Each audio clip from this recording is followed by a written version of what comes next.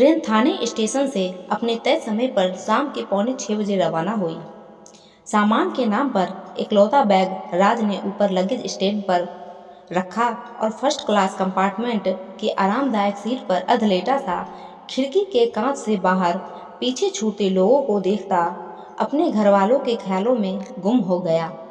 Train जितनी रफ्तार से मंजिल की ओर दौड़ रही थी, राज का दिमाग उतनी ही रफ्तार से यादों के पथरीले रास्ते पर दौड़ रहा था। उन रिश्तों के आसपास जिनमें 2 छोटे भाई बहन नेहा और रमन थे। रमन जिससे राज के परिवार का खून का रिश्ता नहीं था। वे स्कूल के खुशगवार दिन थे। पढ़ने की लगन के बीच शाम को खेलना और मस्त रहना राज के साथ एक आम दिनचर्या हुआ करती थी। इसी बीच पापा का खेत के काम में हाथ बटाने का आदेश मिलना एक तरह का बदलाव लेकर आता था। साहब, रात में खाने में क्या चाहिए? ट्रेन कैटरिंग स्टाफ का एक लड़का सामने आकर खड़ा हो गया तो राज वर्तमान में लौट आया। क्या है खाने में, वेज या नॉन वेज? उस स्टाफ ने बड़े अदब से पूछा। वेज, राज ने उतनी ही सहजता के साथ जवाब दिया। मटर पनीर, दाल, अरहर, मिक्स वेज, चावल, चपाती, रायता और सलाद। कुछ सोचकर राज बोला, ठीक है, भेज देना।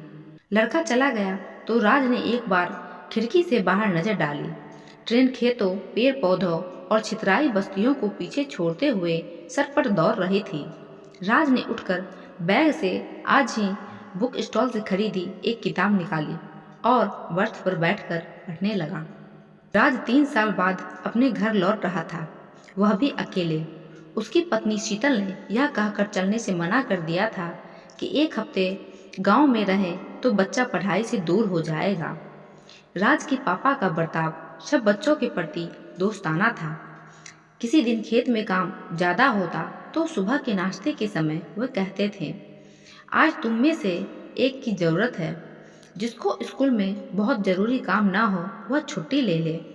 किसी दिन नेहा पूछ लेती, पापा वैसे तो आप हम सबको खूब पढ़कर कामयाब होने की सलाह देते हो, दूसरी तरफ रोज किसी न किसी की छुट्टी भी करा देते हो, ऐसा क्यों? पर इस बात का पापा ने कभी जवाब नहीं दिया था। गर्मियों में पास के शहर में मेला लगता था जिसका राज को पूरे साल इंतजार रहता था। उस दिन हर साल की तरह पापा सबको मेला देखने लेकर गए। सब ने उस दिन खूब मस्ती की, झूला झूले, आइसक्रीम खाई और खिलौने भी खरीदे। आखिर में सब सर्कस देखने की कतार में खड़े थे कि राज की उम्र का एक लड़का उन्हें भीड़ में रोता हुआ दिखाई दिया। क्या नाम है तुम्हारा? पापा ने बड़े प्यार के साथ उसके सिर पर हाथ फेर कर पूछा था। रमन, उस लड़के ने सुबकते हुए जवाब दिया था। मम्मी पापा कहाँ हैं? पर छोटी उम्र के उस बच्चे के पास इस सवाल का कोई जवाब नहीं था।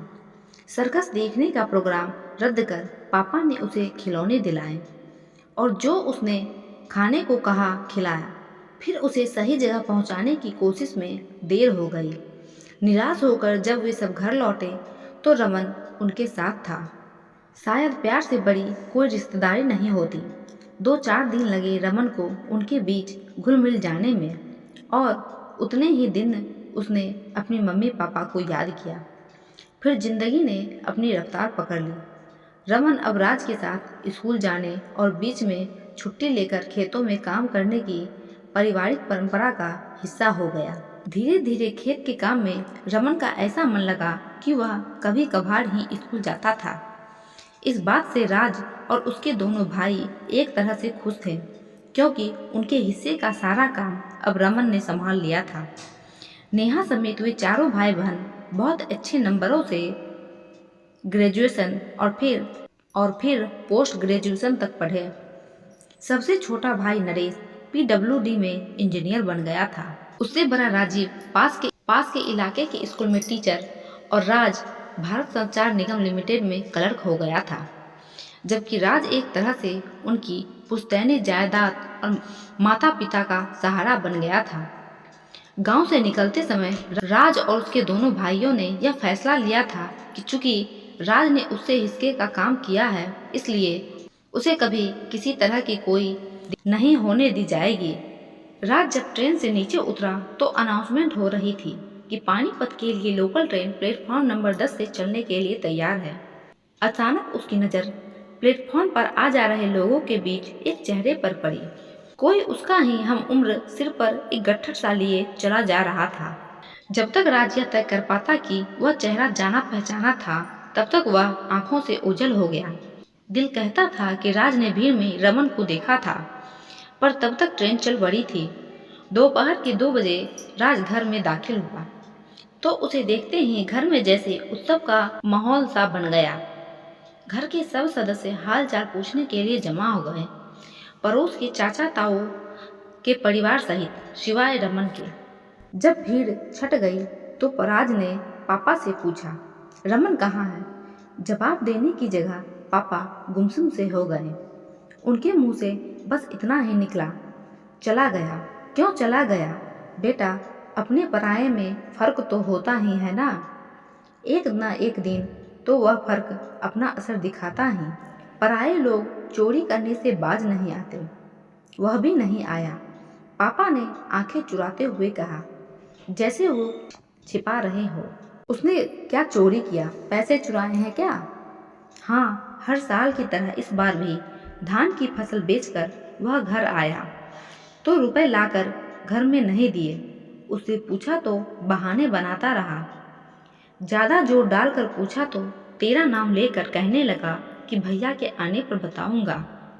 गुस्से में तेरे भाई ने कह दिया कि वह हमेशा के लिए घर से चला जाए, और वह चला गया। इस खबर को सुनकर राज को ठीक वैसा ही लगा जैसा किसी अपने की मौत हो जाने पर लगता है। भैया छुट्टी पर घर आए हुए थे। इस बात की खुशी अब मन से काफूर हो गई। राज वापस चल दिया। कहाँ जा रहे हो बेटा? रमन अब कहाँ मिलेगा? मंडी जा रहा हूँ। आढ़ती से पूछ ले कि क्या रमन रुपए लेकर गया था? हमने फोन करके पूछा था, अपराधियों की तरह सिर झुकाकर पापा ने कहा। क्या बताया उसने? रमन ने यह कहकर रुपए वहीं छोड़ दिए थे कि अगले साल नेहा की शादी में इकट्ठा लेकर जाएंगे, पापा ने कहा। उनकी आंखों में पछतावे के आंसू झलक आए थे। बेटा, हमें माफ कर दो। रमन लगन से काम करने में इतना बिजी रहता था कि बहुत बातें बताना भूल जाता था। वह समझता था कि गैर होने की वजह से हर बात बताने की उसकी मजबूरी है। जो थोड़ी बहुत बातें वह बता नहीं पाता था, वे ही सबके मन में शक पैदा करती रही। आज वही शक हद पार कर गया था। सही कहा पापा आपने। गैरों को हर पल अपनी ईमानदारी का सबूत देते रहना पड़ता है, लेकिन यही समाज का उसूल है। आप भी तो उसी समाज का हिस्सा हैं। फिर आपसे या भैया से क्या गिला करना। लेकिन रमन अपनेपन का जो सबूत दे गया है, वह मुझे हमेशा कचोटता रहेगा। उसने अपना समझकर परिवार के लिए सब कुछ किया और हमने उसे खाली हाथ चलता कर दिया, राज ने कहा और खेतों की ओर निकल गया। शायद कहीं रमन दिख ही जाए। तो दोस्तों, कैसी लगी आपको आज की ये कहानी? अगर अच्छी लगी हो तो वीडियो को लाइक और चैनल को सब्सक्राइब करना ना भूलें।